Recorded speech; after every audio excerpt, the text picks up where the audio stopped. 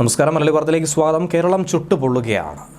ഇനി വരാനിരിക്കുന്ന മണിക്കൂറുകളിൽ ഉയർന്ന താപനില തന്നെയാണ് റിപ്പോർട്ട് ചെയ്യാൻ പോകുന്നത്. ജാഗ്രതാ നിർദ്ദേശം ഇതിനോടകം തന്നെ പുറപ്പെടുവിച്ചിരിക്കുകയാണ്. സംസ്ഥാനത്ത് ഉയർന്ന ചൂട് തന്നെയാണ് ഏത് മേഖലയിലായിരുന്നാലും അനുഭവപ്പെട്ടുകൊണ്ടിരിക്കുന്നത്. ഈ സാഹചര്യത്തിലാണ് ആരോഗ്യവകുപ്പ് പൊതുജനങ്ങൾക്ക് വേണ്ടിയുള്ള ജാഗ്രതാ നിർദ്ദേശങ്ങൾ പുറപ്പെടുവിച്ചിരിക്കുന്നത്. ആരോഗ്യമന്ത്രിയാണ് ഇക്കാര്യം അറിയിക്കുന്നത്. ചൂട് വർദ്ധിക്കുന്നത് കാരണം നിർജ്ജലീകരണവും ദേഹാസ്വാസ്ഥ്യവും ഉണ്ടാകാൻ സാധ്യതയുണ്ട്. അതുകൊണ്ട് ദാഹം തോന്നിയില്ലെങ്കിലും ധാരാളം വെള്ളം കുടിക്കണമെന്നാണ് ആരോഗ്യമന്ത്രി പറയുന്നത്. ആരോഗ്യവകുപ്പ് പൊതുജനങ്ങൾക്ക് വേണ്ടി ജാഗ്രതാ നിർദ്ദേശങ്ങൾ പുറപ്പെടുവിച്ചിട്ടുണ്ട്. അതനുസരിച്ചുകൊണ്ട് മുന്നോട്ട് പ്രവർത്തിക്കണം.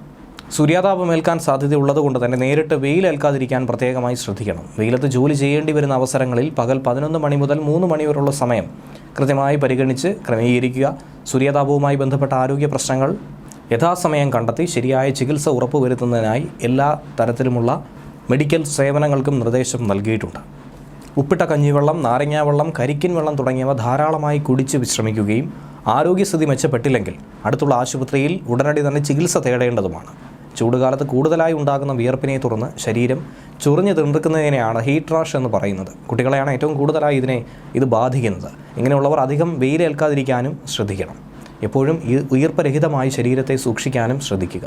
ക്ഷീണം, തലകറക്കം, തലവേദന, പേശിവലിവ്, ഓക്കാനം, ഛർദി, അസാധാരണമായ വിയർപ്പ്, കഠിനമായ ദാഹം, മൂത്രത്തിൻ്റെ അളവ് തീരെ കുറയുകയും കടും മഞ്ഞ നിറമാവുകയും ചെയ്യുക, ബോധക്ഷയം എന്നിവയാണ് സൂര്യാതാപത്തിൻ്റെ ലക്ഷണങ്ങൾ.